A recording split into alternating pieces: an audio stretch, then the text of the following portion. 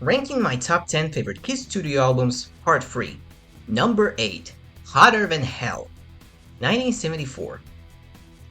I really disagree when they say the first three albums don't quite capture the raw energy of a band's live performance. I mean, it's true for the first album, and maybe Dressed to Kill, but definitely not true for Hotter Than Hell. I may be wrong, but sounds like Let Me Go Rock and Roll, Watching You, Go to Choose sound almost identically on both this album and on Alive. While the recording quality may not be perfect, it really worked for this album, in my opinion, and in some regards, it feels ahead of its time.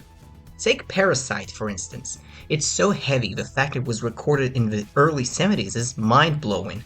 Or how about Going Blind? It almost feels like a grunge song. And I guess this is the reason why they revived it in the mid-90s, while working on Carnival of Souls.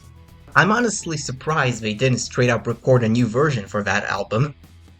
While details like these make Hotter Than Hell a very interesting piece in Kiss discography, I have a feeling that most remember it for the weird photo shoot where everyone except Jin got drunk like a sailor. And all that for a couple of photos on the back cover.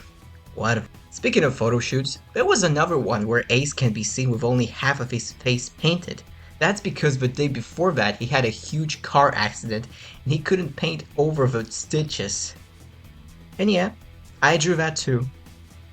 The cover art is mostly notable for me for the inclusion of this Japanese character, Chikara, which means strength or power. This symbol kind of became synonymous with Kiss and would sporadically show up later in the band's history. It was featured on Eric Carr's drums and briefly worn by Eric Singer. And in Scooby-Doo Rock and Roll Mystery, there was a fortune teller character named Chikara. I have a video about this film, by the way, check it out.